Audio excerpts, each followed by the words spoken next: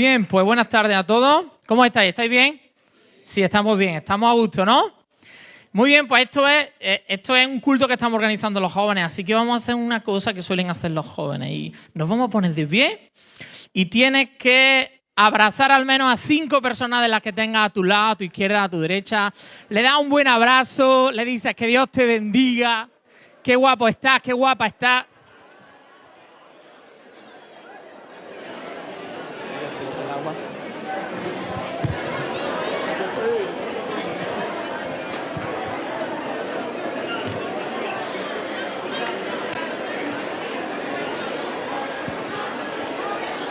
Tío, ¿qué pasa? ¿Cómo estás? Bien.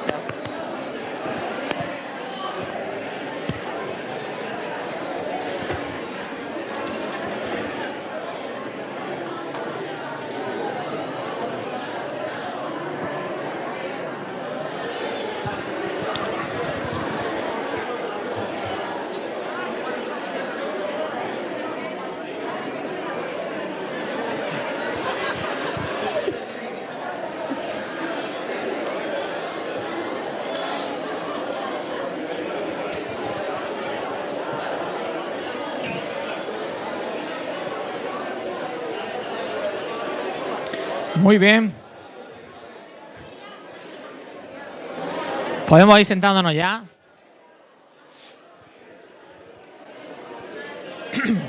Algunos estáis dando más de 5 abrazos, ¿eh?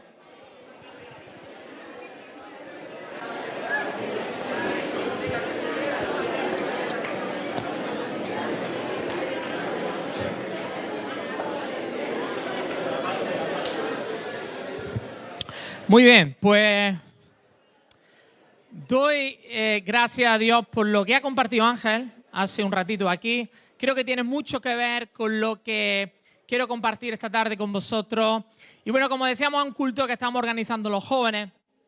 Y hoy me gustaría compartir acerca de la importancia de unir generaciones o que las generaciones trabajen unidas para el Señor. Creo que es muy importante que la iglesia actual, la iglesia de hoy, se involucre mucho y tenga la visión de trabajar con la siguiente generación. Y esto de trabajar las generaciones unidas ha sido algo que a mí me ha costado un poco de trabajo. Yo, para los que no me conozcáis, hace ya algunos años, pues he estado trabajando en la Iglesia Comunidad Amor Cristiano como responsable de jóvenes, he estado algunos años ahí. Y ha sido un trabajo que me ha encantado, me encanta trabajar con jóvenes, me encanta estar con jóvenes. Y realmente tengo mucha pasión por los jóvenes y en los primeros años en los que yo estaba involucrado en el ministerio realmente estaba enamorado de los jóvenes y disfrutaba mucho con ellos, ¿no? Pero llegó un momento en el que cuando yo me relacionaba con adultos y tenía que tratar temas con adultos, cuando tenía que trabajar con otros adultos, a veces pues con otros líderes, con otros ministerios, con otros pastores, había veces que no nos entendíamos, ¿no? Y yo tenía unas ideas concretas o yo tenía unos planes o unas estrategias y a veces chocábamos bastante y no nos entendíamos, ¿no? Y entonces llegó un momento que cuando tú tienes la convicción de que hay algo como que funciona, de que hay una estrategia, algo que es de parte de Dios y tú estás convencido que eso es del Señor y que va a funcionar y que va a ser bueno para los jóvenes y trabajas con personas que no lo ven igual que tú, que no lo ven de la misma manera que tú, a veces es un poco frustrante, ¿no? Y entonces yo a veces me frustraba. Y producto de esta frustración, yo lo que hice fue como ir distanciándome un poquito más con estas personas, con estos hermanos con los que yo no tenía afinidad y que eran personas más mayores, ¿no? Y entonces una cosa que yo decía mucho es, a mí me gusta estar con los jóvenes, a mí me gusta trabajar con los jóvenes. Y la verdad era que a mí me gustaba, prefería estar con los jóvenes que estar con la gente adulta y a veces hasta con ministerios adultos, ¿no? Y casi sin darme cuenta, muy sutilmente, yo fui como levantando barreras entre yo y otras personas y entre los adultos y otras personas con las que yo colaboraba, ¿no? Y el Señor empezó a hablar a mi vida, empezó a trabajar conmigo y empezó a hablarme acerca de que eso no era correcto y que eso no estaba bien, ¿no? Y entonces el Señor fue tratando con mi vida y me hizo darme cuenta y entender que esa actitud que yo tenía era producto de mi inmadurez. Y que el Señor, lo que viene poniendo en mi corazón estos últimos años es la importancia de que las generaciones trabajemos unidas. Lo que el Señor quiere es que tanto los mayores como los jóvenes, como los niños, como los adolescentes, trabajemos juntos para la extensión del reino de Dios. Para la iglesia es un gran reto conciliar, de alguna manera, las generaciones jóvenes y las generaciones emergentes con las generaciones adultas. Para la iglesia es un reto conciliar una persona que lleva 30 o 40 años en la iglesia con una persona que lleva 2 o 3 años, o con un hijo de cristianos que ahora tiene 15 años y está en toda la actualidad de todo lo que se mueve en la calle o afuera. Eso a veces no es fácil encajarlo o no es fácil conciliarlo. Creo que vivimos en una sociedad que está muy fracturada, muy dividida actualmente, ¿no? Es como que las posiciones están muy escoradas, muy en la esquina. Políticamente, ideológicamente, ahora hay un momento donde todo el mundo está como muy aislado, muy separado uno de otro, socialmente también, económicamente también. No sé si os dais cuenta, pero vivimos como una sociedad muy crispada, muy dividida, donde se debate mucho, se discute mucho y siempre desde posiciones un poquito extremas, ¿no? Y a veces en la iglesia tendemos sin quererlo porque es algo innato del ser humano, es relacionarte con la gente con la que tienes cierta afinidad, ¿no? Y entonces a veces esa afinidad la llevamos también en la iglesia y sin darnos cuenta en la iglesia también levantamos barreras entre nosotros, levantamos muros entre los hermanos que dificultan esa relación y esa conexión entre las generaciones. Las generaciones actuales son generaciones que están creciendo muy rápido y son generaciones en las que experimentan cambios muy fuertes y de una forma muy rápida. Sociológicamente se considera que hay 4 grandes grupos generacionales desde la Segunda Guerra Mundial y cada grupo generacional tiene como sus características. Pero actualmente los sociólogos dicen que aparte de esos cuatro grandes grupos generacionales, actualmente las diferencias que se producen entre las generaciones son mucho más intensas y mucho más rápidas. Y entonces en la iglesia surge la pregunta de, bueno, ¿cómo podemos conciliar esto de las generaciones? ¿Cómo podemos trabajar unidas las generaciones? Cuando en la calle es muy difícil ver a gente de 15 años relacionándose con gente de 20 o con gente de 25 y en cierta manera lo trasladamos, esas cosas entran en cierto sentido también aquí en la iglesia. ¿Cómo podemos conciliar una generación que piense de una forma diferente? Yo creo que el Señor quiere que las generaciones estemos unidas. Yo creo que el Señor quiere que en una misma mesa se sienten los niños y se sienten los adolescentes y se sienten los de mediana edad y los mayores y todo eso. Yo disfruto mucho en comunidad cuando hacemos, en los cultos de los domingos disfruto mucho porque es una forma de ver a todas las generaciones unidas, ¿no? Pero a veces hacemos vigilia y entonces los niños participan y participan los adolescentes, participan los jóvenes, participan los adultos, oramos juntos. Y cuando oramos juntos realmente es algo precioso de parte del Señor porque estamos uniendo generaciones. Ahora, la pregunta, yo creo que está claro que el Señor quiere que trabajemos unidos. La pregunta es ¿cómo? ¿Cómo podemos unir esas generaciones? ¿Cómo podemos trabajar juntos? ¿Cómo podemos unir a los padres con los hijos en medio de tanta diferencia? Y vamos a ir a un texto que está en Esdras capítulo 3, versículo del 10 al 13. Creo que nos da una respuesta, es un texto muy interesante que nos da una respuesta también adecuada para el tema que estamos hablando. Esdras capítulo 3, versículo del 10 al 13.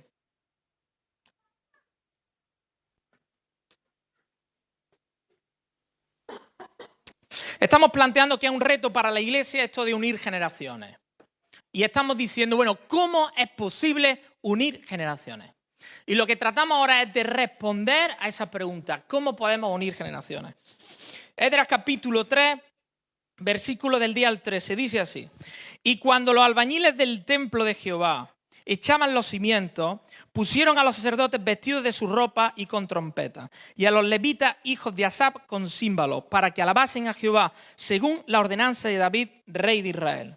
Y cantaban alabando y dando gracias a Jehová, y diciendo, porque Él es bueno, porque para siempre es su misericordia sobre Israel. Y todo el pueblo aclamaba con gran júbilo, alabando a Jehová, porque se echaban los cimientos de la casa de Jehová.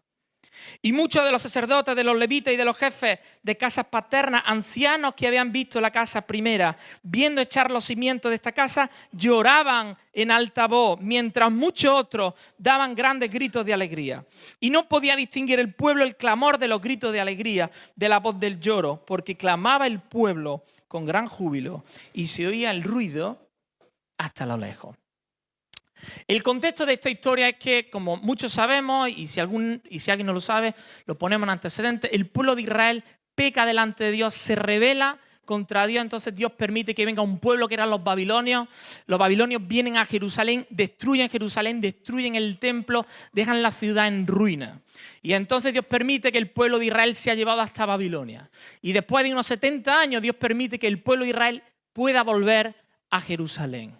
Y una de las primeras cosas que hacen es construir el templo. Y eso es de lo que está hablando este texto. Este texto habla del momento en el que el pueblo llega y tiene todas las ruinas del templo delante suya. Y en este momento están echando los cimientos del nuevo templo sobre el templo antiguo. Entonces lo que está describiendo es el acto de echar los cimientos en este nuevo templo. Y aquí nos está hablando de dos generaciones, de dos grupos de generaciones. Nos dice que hay una generación que es la de los ancianos, que es la de los que habían conocido el primer templo. Y nos habla de que hay otro grupo, que es el grupo de los jóvenes, que son los que presumiblemente han nacido en Babilonia y no conocieron el primer templo. La primera generación, esa generación más mayor, experimentó todo lo que fue la caída del pueblo de Israel, todo el pecado, toda la rebelión, las consecuencias, el ir a Babilonia, el ver su ciudad completamente destruida, su templo, sus murallas, sus casas, su familia, vio todo eso. Y luego hay otra generación que no ha visto eso, pero vuelve y ve que hay esperanza, en medio de la ruina ve que hay esperanza y entiende que en medio de la ruina Dios puede hacer cosas nuevas. Y Dios construye cosas nuevas en medio de la ruina. Y entonces vemos dos generaciones diferentes que habían vivido experiencias diferentes y que se expresaban de forma diferente. Unos lloraban y otros celebraban, pero sin embargo ellos estaban unidos. Entonces, en la iglesia de hoy también existe esta diferencia de generaciones. Hay una generación que ha vivido una serie de cosas, que ha conocido al Señor de una determinada manera. No es la misma experiencia, la experiencia que mis padres tuvieron con el Señor, porque ellos conocieron al Señor en unas circunstancias y yo he conocido al Señor en otras circunstancias. Mis padres estaban en la calle y conocieron al Señor de nueva. Su experiencia fue una experiencia X, ¿no? Mi experiencia, yo, por ejemplo, nací dentro de la iglesia, entonces mi experiencia es una experiencia diferente. Entonces nos expresamos de forma diferente. Y como nos expresamos de forma diferente, a veces en esa expresión nos atascamos. Y el Señor no quiere que nos atasquemos, el Señor quiere que estemos unidos, que estemos juntos los unos con los otros. Ahora, hay algo interesante en este texto. El texto nos dice que lo que une a estas dos generaciones es el acto de que echan los cimientos del nuevo templo. La pregunta ahora es, cuando el Nuevo Testamento habla acerca de los cimientos o de los fundamentos, ¿a quién se refiere? Lo podéis decir, no pasa nada. Podéis decirlo. Se refiere a Jesús. El Nuevo Testamento habla de Jesús como que Él es el cimiento, como que Él es el fundamento de nuestra vida. Si nos vamos a... No lo busquéis, por favor, simplemente escucharlo. Cuando Jesús habla acerca de la parábola de los dos cimientos. Y dice, ¿por qué me llamáis Señor, Señor, y no hacéis lo que yo digo? Dice, todo aquel que viene a mí, que oye mis palabras y las hace, os indicaré a quién es semejante. Jesús está diciendo que cuando nosotros vamos a Él, que cuando nosotros escuchamos su voz y que cuando nosotros lo obedecemos, Él se está convirtiendo en el cimiento de nuestra vida y en el fundamento de nuestra vida. Primera de Corintios 3:11 dice que no hay otro fundamento en el que nosotros podamos edificar, solamente el fundamento es Jesucristo. Entonces, si cogemos una historia y cogemos la otra, ¿qué es lo que nos está diciendo la Biblia aquí? La Biblia nos está diciendo que las generaciones se unen en Jesús. Y que en Jesús es en quien encontramos la unidad para que las generaciones conecten entre sí. Eso es lo que nos está diciendo. De ahí viene la unidad. La unidad viene y estará y será algo latente en nuestra vida entre yo y la generación mayor o entre yo y la generación menor en la medida en la que Jesús es el fundamento de mi vida. Ahora es necesario que Jesús sea el fundamento de mi vida. Porque hay cosas que se parecen a Jesús, pero que no son Jesús. O que tienen relación con Jesús, pero no son Jesús. Y las hacemos el fundamento de nuestra vida. Y este texto nos enseña algo también muy claro, y es que cuando no estamos unidos es porque nos estamos fijando en cosas que no son esenciales y que no son fundamentales. A veces, los que somos más adultos, yo estoy entre Pinto y Valdemoro, ¿no? Los que somos adultos, a veces lo que ocurre es que ya llevamos unos años en el Señor y ya tenemos como una cultura evangélica, una tradición, unas costumbres, ¿no? Y podemos caer en hacer eso el fundamento de nuestra vida, esa cultura evangélica. Y tú dices, bueno, ¿y la cultura evangélica qué es? La cultura evangélica es eso que construimos, que va construyendo la iglesia evangélica con el paso de los años a partir de las cosas que Jesús nos enseñó, pero que nosotros le vamos añadiendo y le vamos sumando, ¿no? Pero que necesariamente eso no tiene que ver con Jesús o no tiene por qué tener una relación directa con Jesús. La cultura evangélica pues, está llena de nuestras normas, nuestras tradiciones, nuestras costumbres, lo que se puede hacer, lo que no se puede hacer, cosas que muchas veces no están ni siquiera en la Biblia, no se dicen en la Biblia, ¿no? Ahora, ¿es malo que la iglesia tenga tradiciones? Yo creo que no. ¿Es malo que la iglesia tenga costumbres? Yo creo que no. Pero no puedo hacer de eso el fundamento de mi vida. Y no puedo coger esa cultura evangélica y ponerla como el cimiento de mi vida. Y no puedo levantar la cultura evangélica como una bandera. Porque entonces sí me voy a estar separando con los demás y separando de la gente. La nueva generación tampoco tenemos como idea chulísima para la iglesia, cambiaríamos un montón de cosas como se hacen en la iglesia y decimos, pues yo haría esto, yo haría lo otro, diseñamos programas, pues bueno, gracias a Dios la iglesia ha avanzado mucho, ahora en muchos aspectos las cosas funcionan de otra manera, ministerialmente también, en un sentido todo está como más trabajado, más profesionalizado y entonces a veces pues nos gustan esos cambios, esos aspectos y tal, ¿no? Y ahí es cuando un poco lo que me pasaba a mí, ¿no? Los jóvenes nos levantamos y decimos, oye, ¿y por qué no hacemos esto así? ¿Por qué no hacemos esto asado y tal? Y hacemos de eso también el fundamento de nuestra vida. Y eso no puede ser el fundamento de nuestra vida. Y levantamos una bandera y nos peleamos y luchamos con la gente por esas cosas. El fundamento de nuestra vida, sea adulto o sea joven, solamente puede ser Jesús. Él es el único que debe ser el fundamento de nuestra vida. Y a veces creo que nos detenemos en cosas que no son esenciales, pero que nos separan y que nos dividen. Y que a veces, no sé por qué, los cristianos tenemos como un hobby especial en debatir determinadas cosas. Nos gustan los debates y comentar muchos temas que a veces son polémicos y nos metemos en una historia y en unos follones y que lo único que hacen es separarnos y distanciarnos el uno del otro. Yo, mi experiencia personal, cada vez que yo me he puesto a debatir cosas que no son esenciales o que no son fundamentales, que en la mayoría de los casos muchas veces tienen que ver con forma o con cuestiones que no son esenciales, nunca yo he sacado nada positivo de esas discusiones y de esos debates.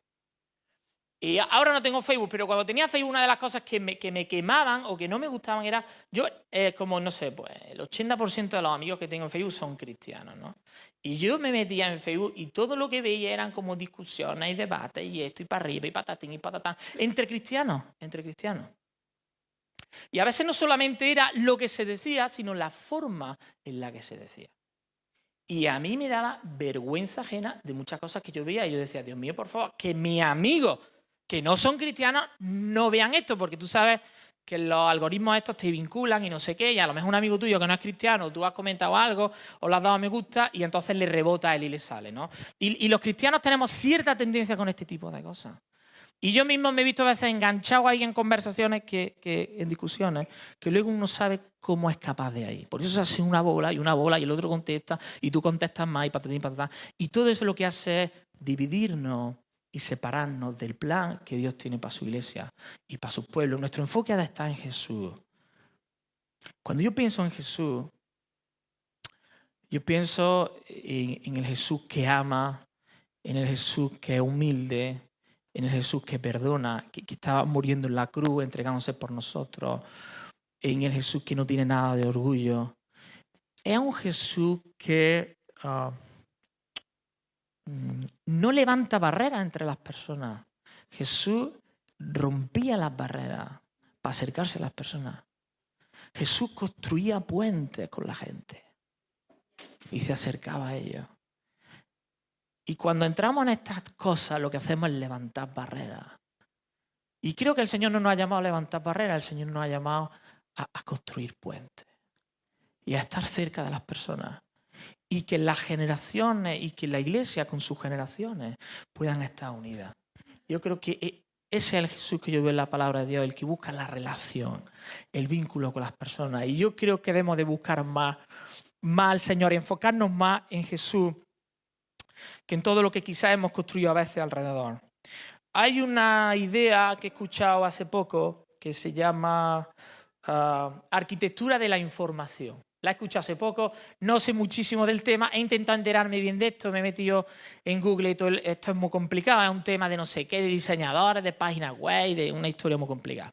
El asunto es que hay una idea relacionada con esto de la arquitectura de la información que habla acerca de la importancia de que las generaciones estén unidas y que en realidad las generaciones estamos vinculados los unos al otro. Y lo que dice la arquitectura de la información es que básicamente es que tú usas la información que se mueve hoy en día, realmente no es una información nueva, sino que es una información antigua.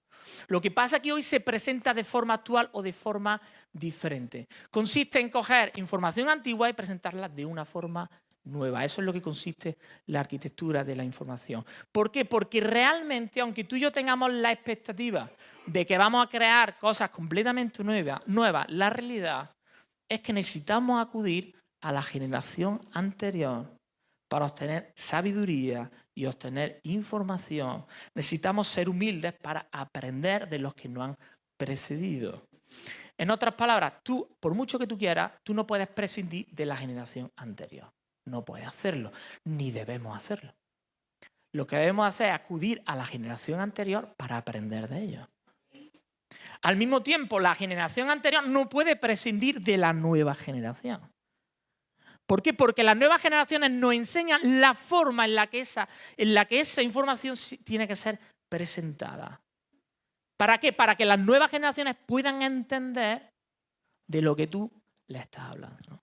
Entonces, esto te habla de esa conexión, arquitectura de la información. Y hablaba con alguien de esto y me ponía un ejemplo. Dice, un ejemplo es como la película de Avatar. ¿Habéis visto la película de Avatar? ¿Sí? ¿La habéis visto, no? Cuando tú ves la película de Avatar, en realidad la historia que tú ves ahí, ¿qué historia es? ¿No os acordáis, no? Más o menos. Tú lo que estás viendo ahí es la historia de Pocahontas, ¿sí o no? Es la historia de Pocahontas en esa película. Entonces, la historia de Pocahontas se escribió por primera vez en el 1624 por el auténtico capitán John Smith. Para los que no sepáis, John Smith existió y existió Pocahontas. Entonces, este señor escribió la historia en ese libro. Y entonces lo que tú ves es una película que la sacaron no sé hace cuánto tiempo, que te está contando una historia que tiene 400 años, pero te la están presentando de una forma nueva. Es la misma historia, lo que pasa es que eso hace o produce que millones y millones de personas en todo el mundo vayan a verla y entiendan eso. Hablando hace poco con un profesor de la universidad, me explicaba lo que era una tesis doctoral y me decía que la tesis yo puedo aspirar como mucho a tener un 5% de material original, que el 95% restante lo tengo que necesariamente coger a base de notas, tengo que, ¿cómo se llama eso? Se llama citar. Tengo que citarlo, ¿no? Me dice, si tú consigues un 5% original, es que eres un genio. ¿Qué me está diciendo esto? Que yo tengo que ir a acudir a la generación anterior y yo tengo que aprender y tengo que tener esa actitud, ¿no? Y entonces el Señor quiere que trabajemos juntos, dependiendo los unos de los otros. Ahora, hay algo que para mí es una herramienta muy práctica a la hora de decir, vamos a unir generaciones. Tú me puedes decir, vale, tenemos que unir generaciones, nos unimos cuando Jesús es el fundamento y el centro de nuestra vida y tal, pero hay alguna forma práctica en la que las generaciones se puedan unir. Y algo que veo que es como muy básico en la Biblia, esto es muy sencillito, muy básico, pero que creo que es esencial, es la importancia del discipulado. La importancia del discipulado. El discipulado es la herramienta natural a través de la cual tú te puedes involucrar en la siguiente generación y enseñarle el evangelio de Jesús. ¿Qué es lo que hacía Jesús con sus discípulos? Jesús lo que hacía era pasar tiempo con ellos y transmitirle toda esa información a la siguiente generación. Él se fue y sus discípulos siguieron caminando y haciendo a su vez otros discípulos. El modelo que Jesús nos deja es un modelo de un discipulado relacional, basado mucho en la relación. El modelo de discipulado que a veces cogemos es un modelo de... llamamos al chico o a la chica, ven aquí, te voy a enseñar, y le abrimos el ABC del discipulado, los pasos, 1, 2, 3 pasos para ser cristiano, y nos sentamos con él. Y estamos 2 horas enseñándole Biblia y tal, al final oramos y decimos, venga, ya está, ya hemos terminado, ¿vale? Eso es discipulado, es una parte del discipulado, es una parte, está bien, no está mal, es una parte. Sin embargo, Jesús fue mucho más allá. Jesús basó su discipulado no solamente en lo que enseñaba, sino en la relación con sus discípulos. ¿Qué hacía Jesús con sus discípulos? Él caminaba con ellos, comía con ellos, viajaba con ellos, dormía con ellos, ministraba con ellos y entre tanto le iba enseñando. Y yo creo que Jesús nos llama a aplicar este modelo de discipulado relacional con la siguiente generación. Y en cierta manera esto es un poco como volver a la sencillez y volver a lo sencillo. Yo cada vez creo que tenemos como iglesia que volver más a las cosas sencillas, a la sencillez del Evangelio y a la sencillez de Jesús. Vivimos en tiempos donde ya casi no hay tiempo para hablar con la gente. Todos estamos corriendo, nos enfocamos mucho en eventos, en proyectos, en reuniones, en patatín y patatán, y a veces descuidamos la sencillez del discipulado y del Evangelio, que es sentarme con una persona y poder invertir tiempo en su vida. El discipulado implica que yo me tengo que implicar en la vida de esa persona. Me comprometo con ella. Y hago que lo que a esa persona le pase sea importante para mí, sea trascendente para mi vida. Yo me implico y me preocupo por esa persona. El discipulado es algo muy sencillo que nadie ve. Porque nadie ve cuando tú te quedas o compartes con una persona. Pero algo esencial. Porque es fundamental enseñar el Evangelio, compartirlo. Y una de las cosas que Jesús hizo fue darle a sus discípulos un modelo visual de lo que implicaba ser un discípulo de Jesús. Es decir, Jesús le enseña con su ejemplo cómo ellos tenían que comportarse. Cuando hablamos de discipulado, yo me convierto en un modelo visual para la siguiente generación, para que ellos puedan aprender a ser más como Jesús a través de mi ejemplo.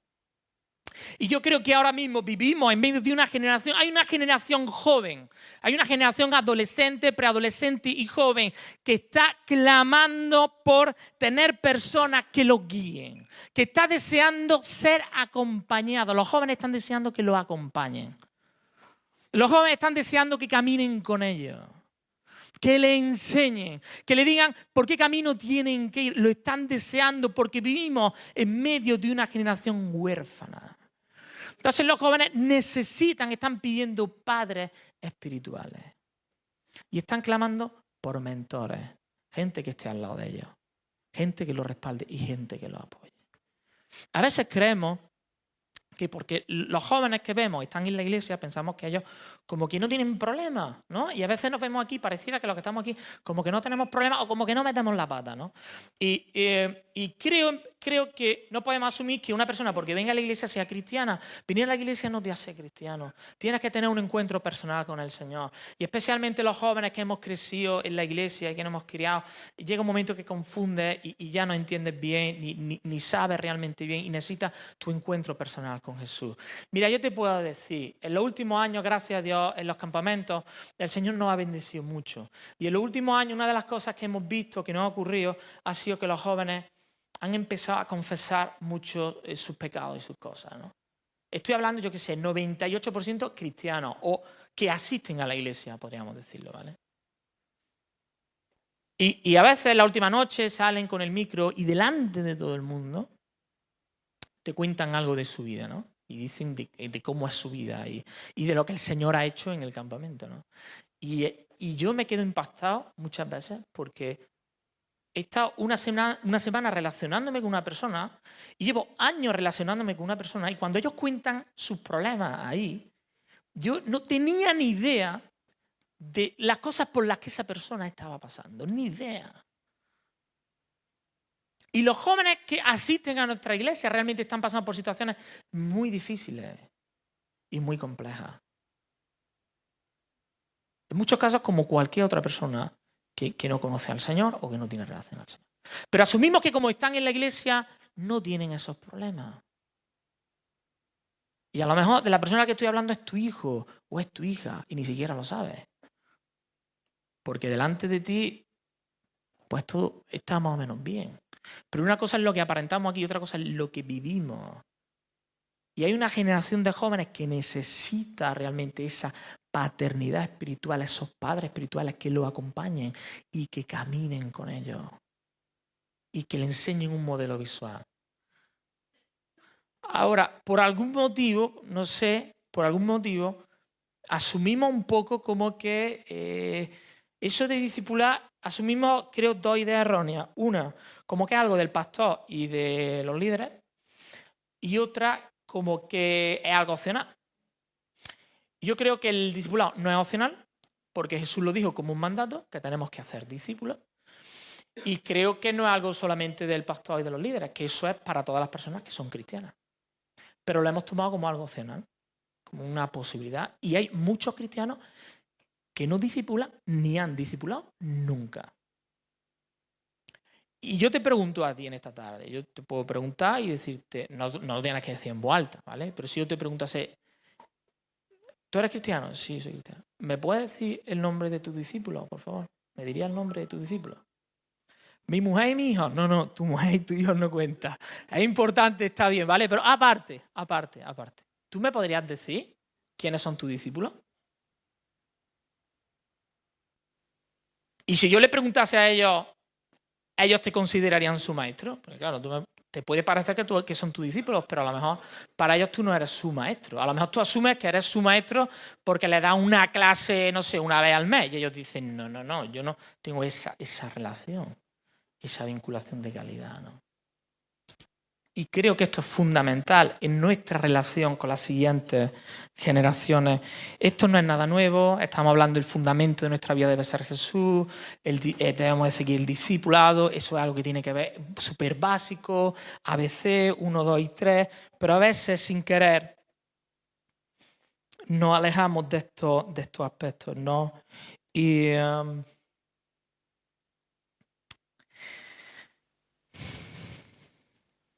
creo que algo que está muy vinculado al discipulado y que tiene que ver con lo que ha dicho Ángel al principio es el legado que dejamos a la siguiente generación, ¿no? Y cómo nos involucramos en la siguiente generación. Para mí legado tiene que ver también mucho con servicio. Tiene que ver con enseñar a la siguiente generación a servir a Dios y a servir a los demás y a servir a las otras personas. Tiene que ver con eso. Y tiene mucho que ver también con el carácter de las personas, ¿no? Y Dios nos llama a dejar un legado. ¿Cuál es el legado que tú vas a dejar cuando tú te vayas? Cuando tú te vayas al cielo. Vamos a suponer que te vas al cielo, ¿vale? Cuando tú te vayas al cielo, ¿cuál es el legado que tú vas a dejar? Porque el mejor legado que tú puedes dejar cuando tú te vayas es gente a la que tú le has compartido el evangelio, gente a la que tú le has enseñado lo que significa ser cristiano, personas a las que tú has llevado a ser maduro en el Señor, que tú le has ayudado a ser maduro en el Señor y que ellos siguen trabajando involucrados en la obra. Es muy egoísta no dejar un legado. Porque la realidad es que tú y yo estamos hoy aquí porque otras personas invirtieron en nosotros. Esa es la realidad. Yo en este caso estoy aquí porque mis padres invirtieron en mí y se esforzaron mucho. Tú estás aquí, pueden ser tus padres, puede ser tu hermano, un familiar, un amigo, alguien se acercó un día y te compartió el evangelio y te llevó al Señor. Alguien, ¿no? Ahora es muy egoísta que hayan invertido en mí y que yo no invierta en otras personas. muy egoísta que yo no invierta en la próxima generación. Y creo que es muy importante que nosotros, que se creen espacios para que la próxima generación pueda servir al Señor. Creo que es muy, muy importante y necesario que la iglesia se involucre con los jóvenes, con la nueva generación, que los entrene, que los capacite y que también se da espacio para que los jóvenes puedan aprender y para que los jóvenes también puedan equivocarse. Y si creamos un espacio donde, aunque te equivoques, tú sigues siendo amado y aunque tú te caigas y aunque tú te equivoques y metas la pata, tú te sientes seguro. Entonces muchos jóvenes van a querer participar e involucrarse realmente para servir al Señor. El legado. Voy a pedir al grupo de alabanza que vaya pasando, ya estamos terminando, estamos acabando. Estamos hablando de unir generaciones. Unir generaciones. Involucrarnos en la generación siguiente. Como adultos, no aferrarnos muchas veces a nuestras tradiciones. No poner distancia entre nosotros y los jóvenes.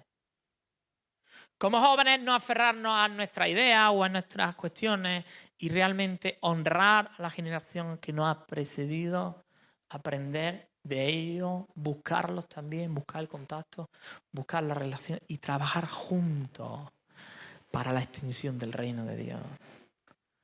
Lo que el Señor quiere son generaciones unidas, un pueblo unido. Mira, hermano, vivimos momentos donde la sociedad está más fracturada que nunca, más dividida que nunca. La verdad ya no existe, todo es relativo, el tema moral, la decadencia moral, todo lo que vemos en nuestra sociedad. Y nuestra sociedad realmente necesita un pueblo de Dios en los que trabajamos juntos y trabajamos unidos. Y quiero aprovechar también para decir a los jóvenes que creo también que es tiempo que los jóvenes y las nuevas generaciones ocupen el lugar al que el Señor les ha llamado. A veces encuentro líderes adultos que están trabajando muchísimo, involucrados muchísimo en la obra del Señor. Y tú hablas con ellos y dices, tío, que estoy solo, es que la gente, no tengo gente que me ayude. Busco gente, muchas personas que hablo, busco gente para que me ayude, pero es que nadie quiere. Y es como que los jóvenes estamos dejando un espacio que deberíamos estar cubriendo. Y a veces estamos muy distraídos los jóvenes en nuestras carreras, en nuestros estudios, en ganar dinero, en la novia, en el novio, en esto, en lo otro. Y realmente creo que el Señor nos llama a enfocarnos en Él, a ocupar nuestro lugar. Ocupa tu lugar. Ocupa el lugar al que Dios te ha llamado. Haz del Señor la prioridad de tu vida, lo más importante de tu vida. Es bueno que estudies, es bueno que trabajes, que ganes dinero, eso es bueno, pero que eso no te impida servir al Señor. Que no te impida ocupar el lugar al que el Señor te ha llamado. No te distraigas con las cosas de este mundo, con las falsas promesas que este mundo da. Porque no hay nada mejor en la vida que poder servir al Señor. No hay nada mejor, no hay nada mejor.